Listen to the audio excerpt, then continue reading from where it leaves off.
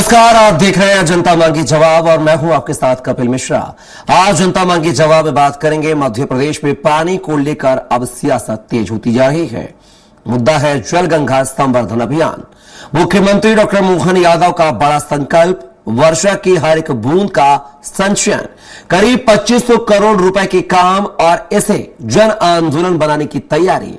इसी कड़ी में इंदौर से अभियान के तीसरे चरण की शुरुआत की गई है, जो कि 139 दिनों तक चलेगा। इस दौरान 10,000 से ज्यादा चेक डैम और स्टॉप डैम बनाने, जल संरचनाओं को मजबूत करने और नदियों तालाबों के संरक्षण पर जोर दिया जा रहा है।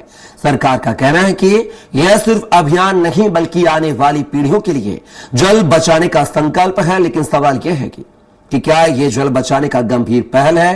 क्या सच में जनता की भागीदारी से बदलेगी पानी की तस्वीर, या फिर आरोप प्रत्यारोप में उलझ जाएगा यह बड़ा मुद्दा? आज इसी मुद्दे पर जो है हम चर्चा करेंगे, लेकिन सबसे पहले देख लेते हैं एक खास रिपोर्ट।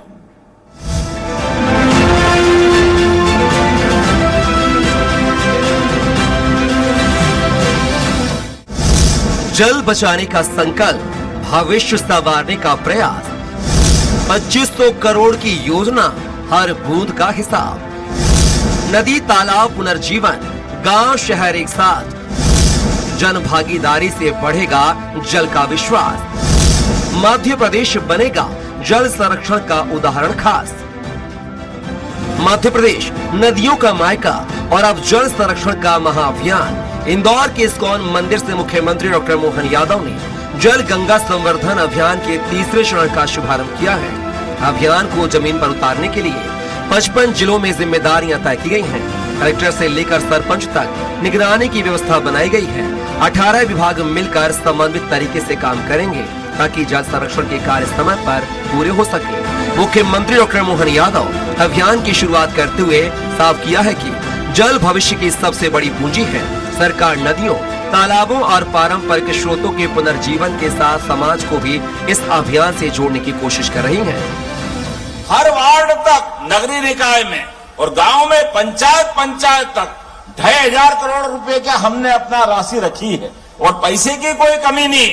लेकिन हर स्थान पर पूरे गर्मी के, अब गर्मी एक तरह से प्रारंभ हो गई, तो आज से लगाकर गंगा दशमी तक हमारी सरकार ने सभी त्योहारों को जोड़ करके विकास के सारे आयामों को इकट्ठा किया है। सरकार इस अभियान को सामाजिक जिम्मेदारी से जोड़ रही है। स्कूल, समाज और संस्थाओं की भागीदारी पर जोर है। वन क्षेत्रों में भी जल संरक्षण के कार्य होंगे, जिससे पर्यावरण और विकास दोनों को संतुलन मिलेगा। इस अभियान का सीधा लाभ किसानों को मिलने की उम्मीद है। जल संरचनाओं के मजबूत होने से सिंचाई बढ़ेगी और उत्पादन में इजाफा होगा। भू जल रिचार्ज और नहर सुधार से खेती को नई ताकत मिलने की बात कही जा रही है। जल गंगा संवर्धन अभियान मध्य प्रदेश में जल प्रबंधन को लेकर एक व्यापक और दूरदर्शी पहल के रूप में सामने आया है। अभियान की सबसे बड़ी ताकत इसकी व्यापकता और जन भागीदारी का मॉडल है, जो अगर सही तरीके से लागू हुआ तो जल संकट से निपटने में बड़ा बदलाव ला सकता है। खासकर किसानों, भूजल स्तर और पर्यावरण संतुलन पर इसका सकारात्मक असर दिखता नजर आएगा। Report, Swaraj express, Bhopal. तो देखा आपने 55 जिले और 55 जिलों में जो है पानी की हर एक बूंद का संचय कैसे हो, इसको लेकर जो है जल गंगा संवर्धन अभियान पार्ट 3 की शुरुआत की गई है। और इस पूरे मुद्दे पर चर्चा के लिए हमारे साथ एक विशेष पैनल जुड़ गया है। पहले परिचय करवा देता हूं। इस मुद्दे पर चर्चा के लिए हमारे साथ जुड़ गई हैं प्रियंका दुबे जी, जो कि बीजेपी प्रवक्ता है, कनुप्रिया सत्तन जी, जो कि कांग्रेस प्रवक्ता है, साथ ही डॉक्टर भूपेंद्र सुलेर जी, जो कि वरिष्ठ पत्रकार है, हमारे साथ है। तीनों मेहमानों का बहुत स्वागत हमारी चर्चा में। और चर्चा की शुरुआत जो है प्रियंका जी आपसे ही कर लेते हैं, चूंकि सत्ताधारी पार्टी से ताल्लुक आप रखती हैं। जल गंगा संवर्धन अभियान एक ऐसा अभियान जो इससे पहले 2 बार और चलाया जा चुका है, जिसमें पुराने बावड़ियां हो या कुआं हो या नलकूप हो जो सूखे पड़े हैं, उनको पुनर्जीवित करने का लक्ष्य, ताकि उन जो है अधूरे पड़े या जर्जर पड़े बावड़ी, कुआं या नलकूप है, उनको फिर से जीवित करके लोगों को पानी मुहैया कराया जाए। 2 बार आप ये अभियान शुरुआत कर चुके हैं, तीसरी बार फिर से आगाज किया है। क्या लगता है इन 2 बार जब गंगा संवर्धन का अभियान आपने छेड़ा था, उससे कितना अचीवमेंट हुआ है? पहली बात। तीसरे पार्ट में कितना और अचीवमेंट होगा? और साथ ही यह सवाल भी कि क्या माना जाए पिछले के जो 2 चरण हैं वो सही नहीं थे, इसलिए तीसरा चरण भी लेके आना पड़ा आपको? समस्त दर्शकों को नववर्ष की मंगलमय शुभकामनाएं। और जब नववर्ष हमारे लिए आता है तो नव संकल्प और नव चेतना का ही सर्जन सभी के अंदर किया जाता है। अगर हम बात करते हैं तो जल गंगा संवर्धन की अगर चर्चा की जाए तो जल के लिए एक बहुत पुराना दोहा है कि रहीमन पानी राखिए, बिन पानी सब खून, पानी गए न उबरे मोती मानस चून। तो निश्चित है कि जब तक हमारे पास जल है, जब तक हमारी संस्कृति सभ्यता का विकास जहाँ भी हुआ है, वो नदियों तालाबों जहाँ पे जल की व्यवस्था रहती है वहीं पर आपको सभ्यता संवर्धित भी मिलेगी, संचरित भी मिलेगी। तो अगर हम बात करते हैं जलगंगा संवर्धन की, तो जिसमें चाहे कुएं हो, बावड़ी हो, जलकूप हो, वर्षा का जल का संवर्धन हो, जब इनके लिए चर्चा की गई, चाहे प्रकृति को संचय करने की बात की गई, तो भारतीय जनता पार्टी की सरकार चाहे केंद्र के तौर पे बात करे चाहे प्रदेश के तौर पे बात करे, हम लोगों ने एक पेड़ माँ के नाम लगा करके पूरी कोशिश करी कि पेड़ों को बचाया जाए और प्रकृति का संवर्धन किया जाए। जैविक खेती के लिए भी लोगों का अवेयर किया और उसके आज आप देखते हैं कि रिजल्ट भी काफी अच्छे निकल करके आए और वो परिणाम सभी के सामने परिलक्षित है। तो जब हम जल की बात करते हैं तो जल का संचय किया जा सकता है, परंतु जल को बनाया नहीं जा सकता। तो उसके लिए लोगों की अवेयरनेस रखना बहुत ज्यादा आवश्यक है। तो ये अभियान जितना ही नए कह सकते हैं कि लोगों में ऊर्जा का संवहन करता है, उनके अंदर ज्ञान का विकास करता है और जन सहयोग से जब हम इस कार्य को करते हैं तो पिछली बार भी इसके परिणाम काफी सकारात्मक निकल के आए। तो निश्चित है कि अगली जो हमारी वर्षा ऋतु आने वाली है उसके लिए अभी से जब तैयारी करेंगे तो गर्मी को भी हम अपने आप में देख सकते हैं कि उसको भी कम कर पाएंगे और आगे की तैयारी भी अच्छी कर पाएंगे। तो उसी उद्देश्य के साथ में इसका आह्वान किया गया है और जो योजना है उसको तो जमीनी स्तर पर हम अप्लाई कर ही रहे, परंतु सरकार का उद्देश्य फिर से वही है कि जो जन सहयोग के साथ हो सकता है, जो कार्य जन चेतना के साथ किया जा सकता है, उसके लिए सभी का आह्वान किया। और निश्चित है कि जब पहली बार भी किया था, दूसरी बार भी किया था, उसके भी रिजल्ट काफी अच्छे देखने को मिले थे। लोगों ने वर्षा ऋतु के माध्यम से हम बात करते हैं, रूफ वाटर हार्वेस्टिंग के माध्यम से अपने जो ट्यूबवेल्स है उनको भी रिवाइव किया था, हेडपंप रिवाइव किए गए थे। तो निश्चित है कि इसका परिणाम जो है वो भी और अच्छा निकल के आएगा और ये सभी के लिए, अगर हम कह सकते हैं ग्लोबल वार्मिंग जैसे जो वैश्विक परेशानी है उनके लिए भी सहयोगात्मक है। और इसमें मैं सत्ता पक्ष प्रतिपक्ष के तौर पर नहीं, एक जनता के तौर पे और एक भारत की नागरिक तौर पर भी मैं बात करती हूँ कि अधिकारों के साथ ही हमारा कर्तव्य भी बनता है कि हमारे वैश्विक संकट को भी समझते हुए हम इसके लिए आज से कार्य करना शुरू करें। कनुप्रिया जी, पार्ट 2 पार्ट 1 काफी सफलतापूर्वक रहा है, इसलिए पार्ट 3 की शुरुआत की गई है। कैसे देखें, जैसा वो कह रही हैं कि अगर सरकार के साथ साथ जन भागीदारी की मदद से अगर पानी का संचय किया जा रहा है तो उसमें बुराई कोई नहीं, हर्ज नहीं है और लगातार उनको अचीवमेंट मिला है, इसलिए पार्ट 3 भी लॉन्च किया जा रहा है जलगंगा संवर्धन अभियान का। इससे आप कैसे देखते हैं? जल गंगा संवर्धन अभियान ये बड़ा संकल्प है। संरक्षित जल समृद्ध भविष्य का नारा दिया आज उन्होंने कहा है मुख्यमंत्री मोहन यादव ने। तो ये जो घोषणा है ये बहुत बड़ी है, सुनने में दिलचस्प भी लगती है और लग भी रही है, क्योंकि अगर जल संवर्धन करना है, जैसे उन्होंने कहा कि हम बना नहीं सकते, प्रियंका जी ने भी कहा कि हम बना नहीं सकते, इसे हमें बचाना ही होगा। और ये भी बिल्कुल सच है कि जन भागीदारी से ही इसे बचाया जा सकता है। लेकिन हम जितने रिजल्ट की बात करते हैं ना कपिल, तो जो आंकड़े पेपर पे दिखते हैं और जो हकीकत है ना उनमें बहुत अंतर है, क्योंकि ये जो घोषणाओं पर इनका जो जमीन पर असर है वो बहुत अलग है। जो हमारी सरकार है ना, मध्य प्रदेश सरकार, वो वास्तविकता में इवेंट मैनेजमेंट में बहुत माहिर है, लेकिन अगर वाटर मैनेजमेंट की बात कर रहे हैं ना आप, तो ये उतनी माहिर नहीं है। उसमें 2500 करोड़ का बजट दिया है इन्होंने, लेकिन पिछले अभियानों की अगर मैं बात करूं, जैसे नमामि देवी नर्मदे की अगर मैं बात करूं, क्या हुआ? धरातल पर किसान और आम जनता तो अब भी पानी और बिजली के लिए संघर्ष कर ही रही है। सरकार अपने पिछले अभियानों का ऑडिट क्यों नहीं पेश करती? नर्मदा के किनारे शहर सीवरेज जो एसटीपी लगाए गए थे, मुझे आप ये बताइए कि बिना प्रदूषित पानी, अभी भी तो वो प्रदूषित पानी छोड़ रहे हैं ना, उसको बिना क्लीन किए। इतने अभियान के बाद कई जगह पर गंदा पानी सीधे नदी में मिल रहा है। सेंट्रल पोल्यूशन कंट्रोल बोर्ड की एक रिपोर्ट ने भी ये बताया था कि कुछ हिस्सों में पानी अब भी ऐसा है जो नहाने लायक भी नहीं है। तो अब आप बताइए कपिल, जो ये कह रहे हैं कि बहुत बढ़ गया, जो पानी जिस प्रदेश में आज हम ये बात कर रहे हैं कि हमने बहुत अच्छा काम किया, वहां पे लोग मरे हैं गंदा पानी पीकर। एक और बात भी मैं अपना ध्यान खींचना चाहूंगी कि 2025 का एक मामला है नवंबर का, जो मध्य प्रदेश के क्षेत्र में विद्युत वितरण कंपनी ने अपने मन से एक आदेश जारी किया था, जिसमें कृषि फीडरों पर बिजली आपूर्ति को केवल 10 घंटे हर दिन देने के लिए उन्होंने मतलब घोषणा ही कर दी थी उन्होंने। इसके बाद रायसेन और कसरावत जैसे जगहों से ये मामले सामने आए थे, जहां किसानों ने ये शिकायत की कि वो इतना कम है कि सिंचाई करने में 1 एकड़ की 24 घंटे का समय लग रहा है। वैसे में सरकार बात कर रही है जल संवर्धन की 2400 करोड़ 2500 करोड़ का एक बड़ा भी दे रही है, तो कहीं ना बातें थोड़ी अलग लगती है। अब आपने बोला कि इससे मनरेगा में उद्योग बढ़ेंगे, है ना, तो मनरेगा और जल संरक्षण के नाम पर ग्रामीण क्षेत्रों में कितना बड़ा व्यापार, कितना बड़ा भ्रष्टाचार का खेल हुआ है, आप उसके बारे में भी बात कीजिए फिर।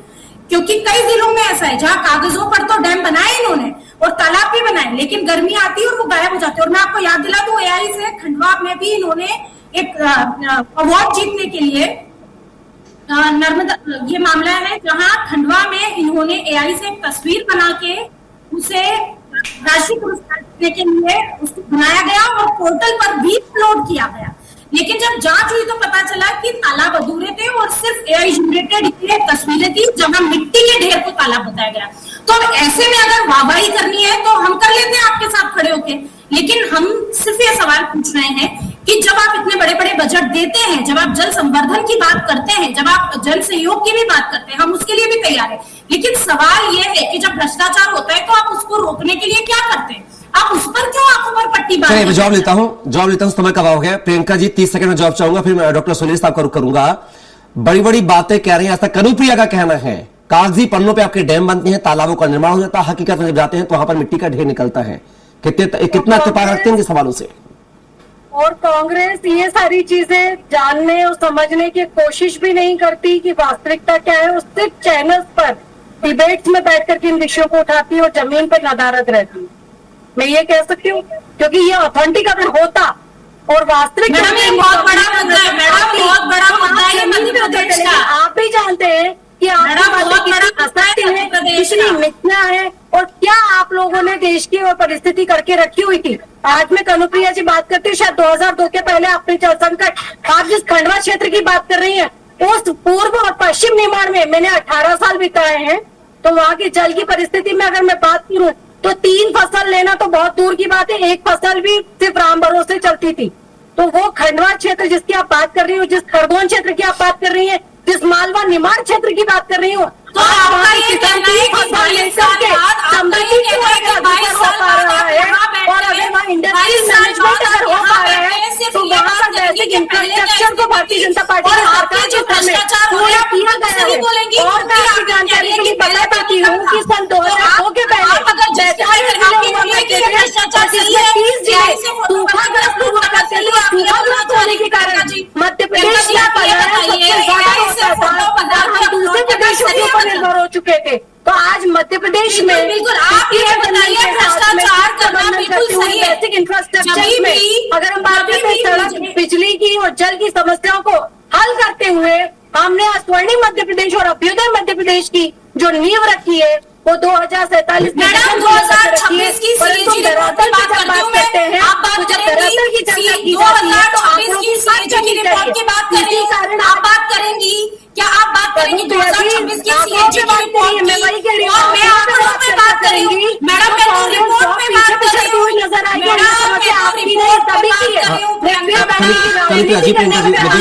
कनुप्रिया जी, प्रियंका जी दोनों को रुकना चाहूंगा, एक एक करके बात करेंगे तो अच्छा रहेगा।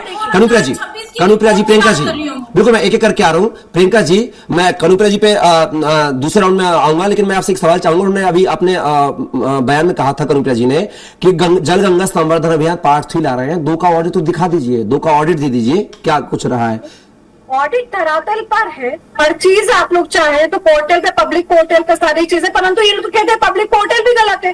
तो कपिल जी आप विश्वास किस चीज पे दिखाएंगे? अगर पब्लिक पोर्टल पे, डोमेन पे हर एक चीज अवेलेबल है, आप लोग उसको फाइंड आउट कर सकते हैं, इजीली फाइंड आउट हो जाती है आज की चीज। तो फाइंड आउट हुआ ना, खंडवा मामला फाइंड आउट हुआ मैडम, बहुत बड़ा भ्रष्टाचार फाइंड आउट हुआ था। आप अवार्ड के लिए नॉमिनेट हुए और फिर आप डिस्क्वालीफाइड हुए अवार्ड के लिए नॉमिनेट होने के बाद अवार्ड के बाद कि जमीनी कुछ आप सुनना ही नहीं चाहती हैं, आप सच सुनना ही नहीं चाहती हैं मैडम, आप सत्ता में बैठी हैं, आप सच नहीं सुनना चाहती हैं। चलिए बिल्कुल प्रियंका जी, कनुप्रिया जी, बिल्कुल आप दोबारा करूंगा। आप खंडवा से आप डिस्क्वालिफाइड हुआ खंडवा, जिस तस्वीर को अपलोड किया आप गूगल कर लीजिए। आ रहा हूं प्रियंका जी, ये सवाल जो मैं दूसरे राउंड में से जवाब लूंगा, आ रहा हूं कनुप्रिया जी से जवाब लूंगा प्रियंका जी से। पहले भूपेंद्र सुलेर जी का रुख लेते हैं।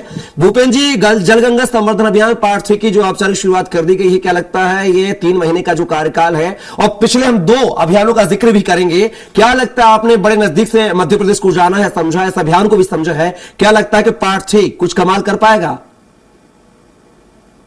ये जल के बिना तो कुछ है ही नहीं है, जल के बिना जीवन नहीं है। और जिस तरह से मानव जाति ने विभिन्न क्षेत्रों का दोहन किया है, चाहे जल हो, चाहे पर्यावरण हो, चाहे वायु हो, और जिस तरह से हम भौतिकता की ओर जुड़े हैं, तो हम आज भी भारत के कई क्षेत्रों में 12 महीने जल की समस्या रहती है, और गर्मियों के दिनों में तो रहती ही है। तो ये सरकार की जिम्मेदारी बनती है, और सरकार इसके लिए जन भागीदारी के द्वारा अगर कोई कदम करती है तो ये अच्छा कदम है, उसमें कोई नहीं है। उसमें विसंगतियां हो सकती है, उसमें सुझाव दिए जा सकते हैं, उनको जोड़ा जा सकता है, लेकिन मेरा यह मानना है कि कोई भी योजना है जो शासन अगर जनता के लिए कर रही है तो उसमें जन भागीदारी जरूरी है। देखिए, पुराने जो हमारे जल के स्रोत है उनका संरक्षण बहुत जरूरी है। उनके संरक्षण के साथ साथ जिस तरह से उन्होंने 55 जिलों में 2500 करोड़ रुपए की ये योजना रखी है, और जिसके तहत उन्होंने जो पुराने जल संसाधन है उनका संरक्षण, नए संसाधनों को जोड़ना, और उसमें जय श्री राम जी योजना के तहत उन लोगों को रोजगार भी देना, क्योंकि वो योजना के तहत मजदूरों की जरूरत पड़ेगी। लेकिन मुख्य चीज ये है कि इसकी मॉनिटरिंग और इसके जो पैसा जो अलॉटेड हो रहा है, उस पैसे को जमीनी रूप में कहां तक धरातल में सकते हैं। कुछ चीजें विसंगतियां जरूर होती हैं, लेकिन साथ साथ ये कार्यक्रम बहुत आवश्यक है, क्योंकि हमने देखा है कि विश्व में पीने का पानी सिर्फ 5% है, और हम मध्य प्रदेश में रहते हैं, हमारे यहाँ नर्मदा जैसी स्वच्छ नदी है, और जो एक महत्वपूर्ण नदी है, और जो पीने योग्य पानी है, जो कि और नदियां बहुत प्रदूषित हो चुकी हैं। और देश के प्रधानमंत्री की हर घर नल योजना जो 2026 में समाप्त होनी थी, उसको 2028 तक एक्सटेंशन किया गया, क्योंकि उनका मानना है कि हर घर में पानी पहुंचना चाहिए, और वो भी स्वच्छ जल पहुंचना चाहिए। और वो भी 19,000 करोड़ रुपए की स्कीम है, 19 लाख करोड़ की, बहुत बेहद योजना है। और उस योजना के तहत, क्योंकि हम देश के आजाद हुए 78 वर्ष हो गए हैं, और 78 वर्ष में हम घर घर पानी नहीं पहुंचा पाए, तो ये एक मूल समस्या है। लेकिन साथ साथ इन समस्याओं के साथ सरकार कुछ भी कर ले, लेकिन जब तक अगर इसमें जन भागीदारी नहीं होगी, क्योंकि देखिए 55 जिलों में शहरी क्षेत्र भी है और ग्रामीण क्षेत्र में। शहरी क्षेत्रों में आपने कंक्रीट के रोड बना दिए हैं, पानी की हार्वेस्टिंग के इसके साथ जो बरसात का मानसून का पानी आएगा उसको जमीन में किस तरह से उतारा जाए, उसके लिए नगर निगम और विभिन्न स्रोत काम करते हैं, क्योंकि वो भी एक समस्या है, क्योंकि अवैध खनन हो रहे हैं, और जिसके कारण जल स्तर लगातार लगभग 700, 800, 1,000 फुट नीचे हो गया है, और वो प्रदूषित भी हो रहा है। और गांव में समस्या ये है कि हमने जिस तरह से रासायनिक खादों का उपयोग किया है, उससे हमारे जलाशय में नाइट्रोजन हो, चाहे आर्सेनिक पदार्थ हो, जो मिल रहे हैं। तो ये साथ साथ हमने देखा है कि जो जन नल योजना रही 2.0, उसके तहत एक मॉनिटरिंग की गई थी कि हर एक गांव को एक नाम दिया जाएगा, एक नंबर, एक डिजिटल नंबर। इसी तरह से जो गंगा संवर्धन योजना है, उसी तरह से इसकी भी एक मॉनिटरिंग करके एक डिजिटल नाम देना चाहिए, जिसके एक नंबर कोडिंग हो, और कोडिंग के बाद कितना निवेश पैसा किया उसकी मॉनिटरिंग पारदर्शिता सिस्टम से होना चाहिए, क्योंकि पैसा जनता का है, और वो जनता की किस तरह से जा रहा है वो भी एक बहुत बड़ी जिम्मेदारी बनती है, क्योंकि योजना सरकार जनता के लिए ही बनाती है, और जनता की उसमें भागीदारी होगी, और साथ साथ उनके सुझाव भी लिए जाएंगे, और उनको संरक्षण का योगदान भी दिया जाए। कई जगह ये योजना बहुत सफल हुई है, और कई गांव में आदर्श स्थापित भी हैं। उन्होंने खुद अपने बिना सरकार की योजना अनुदान के उन्होंने खुद तालाब खोदे और उससे जल स्तर बढ़ाया है। तो ये आज की जीवन, क्योंकि हम मानते हैं कि जल के बिना जीवन नहीं है। दूसरी बात, नदियों का प्रदूषितकरण हो रहा है, और उनका रेत का उत्खनन हो रहा है, अवैध उत्खनन। इस चीज में भी सरकार को सोचना चाहिए। कटाव कट रहे हैं, कटाव कटने के कारण अवैध बस्तियां बस रही हैं, और अवैध बस्तियां बसती हैं क्योंकि प्रकृति का सिद्धांत है, प्रकृति अपना संतुलन खुद बनाती है, चाहे आप उसका कितना भी दोहन कर ले। और जिस तरह से होता है, तो हम देखते हैं कि तटीय क्षेत्र के लोग वहां मारे जाते हैं, तो पलायन होता है, और बहुत सी चीजें होती है। तो ये सारी चीजें सरकार को इसके बाद उन्हें ही बात करनी चाहिए, क्योंकि हमारी एक नैतिक जिम्मेदारी भी है कि हमारी पीढ़ी ने जिस तरह से हमको पर्यावरण संरक्षण दिया है, हमको जल दिया है, तो हम भी पीढ़ी को जनरेट करें उसमें, और अच्छी चीजें जो हैं वो होनी चाहिए, क्योंकि बिना जनता के सपोर्ट के कुछ भी नहीं हो सकता। ये अच्छी योजना है, लेकिन साथ साथ इसमें मॉनिटरिंग भी होनी चाहिए, क्योंकि उस जितना पैसा जहां ट्रांसफर हुआ है उस चीज को उसकी जवाबदेही तय होनी चाहिए। अगर ये डिजिटाइजेशन कर देंगे कोडिंग वर्क से, तो मुझे लगता है सहज हो जाएगी। बिल्कुल, मैं दोबारा कहूंगा, प्रियंका जी समय का अभाव है, मैं तीनों पैनल से चाहूंगा कि हम अपनी बात को जो है एक मिनट में पूरा करेंगे। प्रियंका जी, उन्होंने सुधीर जी ने कहा है कि अच्छा जल गंगा संवर्धन अभियान, लेकिन जिस तरीके से कटाव हो रहा है, प्रदूषण जो है फैक्ट्रियों का प्रदूषण सीधे नदी में बहाया जा रहा है, इसके लिए तो उपाय करिए। एक तरफ तो सफाई कर रहे हैं और दूसरी तरफ से जो है ये कारखाने जो उसको दूषित कर रहे हैं, तो ये इस पर भी लगाम लगनी चाहिए। निश्चित तौर पर ये जो विषय है, इसलिए सबसे प्रमुख विषय जो इसमें उठाया गया वो जन भागीदारी और जन अभियान के तौर पर उठाया गया, क्योंकि जब ऐसे विषय निकल के आते हैं तो जन सहयोग के बिना इनको मैनेज करना नेक्स्ट टू इम्पॉसिबल होता है कपिल जी, क्योंकि जल की समस्या सरकार की जितनी जिम्मेदारी है उससे कहीं गुना ज्यादा। बिल्कुल आपकी जिम्मेदारी है, लेकिन मैं चाह रहा हूं जैसे ऐसे कारखाने हैं, एसटीपी प्रबंधन को लेकर के चाहे जबलपुर के भी मामले निकल के आए, चाहे इंदौर के मामले आए, एसटीपी के ऊपर भी कार्य किया गया है ताकि पानी को रीयूज किया जा सके। ऐसे मैंने कहा कि बचाया जा सकता है, बनाया नहीं जा सकता, तो कोशिश वही की गई है। और ये जो पुनरुद्धार का विषय आज से नहीं है, ये हम जब से सरकार में 2005 से आए, जब से जल गंगा अभियान, जल गंगा मिशन, इनके माध्यम से लगातार इस प्रोजेक्ट के ऊपर कार्य कर रहे हैं, जिनके कारण नदियों में भी आपने देखा कि परिवर्तन और स्थानीय नदियों कार्य किया गया, छोटे बंधन बांध करके पानी को संचित किया गया। इसका अगर आप देख सकते हैं कि अभी अगर पद्म भूषण के तौर पर श्री मोहन नागर जी को जो विभूषित किया गया, तो आप उनका कार्य देख सकते हैं कि बैतूल में जाकर के उन्होंने स्थानीय नदियों किस तरीके से प्राप्ति वगैरह में जो अभियान छेड़ा था उससे काफी परिवर्तन देखने को मिले। तो निश्चित है कि हम सब मिलकर के जब इसका प्रबंधन करेंगे तो जो रिजल्ट है वो काफी सकारात्मक आएगा। और जिम्मेदारी सभी की बनती है, सरकार की भी बनती है, और सरकार के सामने समस्या को लाना भी और उसका निदान लाना भी हमारी जिम्मेदारी है। निश्चित तौर पे उसको आप सामने रखिए, उस पर भी कार्य किया जाएगा। कनुप्रिया जी, सही विपक्ष वही जो सरकार को रास्ता दिखाने में मदद करे। कनुप्रिया जो है, दुबे जी ने भी कहा है, प्रियंका जी ने भी कहा है कि सबके सहयोग से, तो विपक्ष इसमें सहयोग करेगा नहीं करेगा जल गंगा संवर्धन अभियान में? देखिए, हम जब सच बताते हैं तो इन्हें झूठ लगता है। हम तो यही चाहते हैं कि प्रदेश तरक्की करे, उन्नति करे, लेकिन ये अगर पीछे ही अटके रहेंगे, आगे बढ़ने की बजाय सिर्फ इतिहास की बात करेंगे तो नहीं होगा।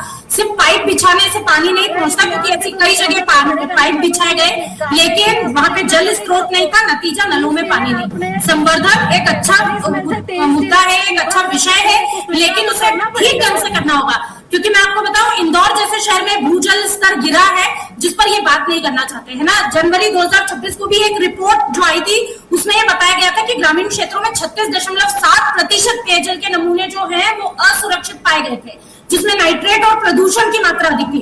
तो कपिल, ऐसे मुद्दों पर ना सरकार ही ध्यान दे सकती है। अब वो, लेकिन जब हम उनसे ये सवाल पूछते हैं तो वो 2002 में चले जाते हैं, वो पीछे चले जाते हैं, वो आगे नहीं देख पाते। तो कनुप्रिया जी, समस्या नहीं कि वो आगे कुछ कर ही नहीं पाएंगे। कनुप्रिया जी, कनुप्रिया, बात तो वही है ना कि 2003 के विधानसभा चुनाव में ऐसे कांग्रेस आ गई कि अब तक घर वापसी नहीं कर पाए। 2018 में की, लेकिन आपकी अंतर कला की वजह से आपको, क्योंकि कपिल, हम अगर देश को बांट कर, ये जो बोलते हैं बंटने नहीं देंगे और बिकने नहीं देंगे कर करके ये बांटते, इस लेवल में रहकर तो हम आना भी नहीं चाहेंगे सत्ता में कभी, कि हम ये बोले कि अरे हिंदू खतरे में, मुस्लिम खतरे में, ऐसे तो हम कभी नहीं आना चाहेंगे सत्ता में। हम विपक्ष में रहकर चिल्लाते रहेंगे और हम ये बताते रहेंगे कि ये देश भी सुरक्षित है। नहीं, हम तो चाहते कि सत्ता में आए, ताकि, हाँ, प्रियंका जी कुछ कह रही हैं। लेकिन दिक्कत ये है कि ये प्रियंका जी जैसे लोग हमारी समस्या, प्रियंका जी का ऑडियो खोलें, प्रियंका जी का। जी, आप ये मानती हैं कि इंदौर के पार्षद अनवर कादरी, जो कि PFI फंडिंग के माध्यम से लव जिहाद को प्रमोट करता है, आप उसके साथ हैं?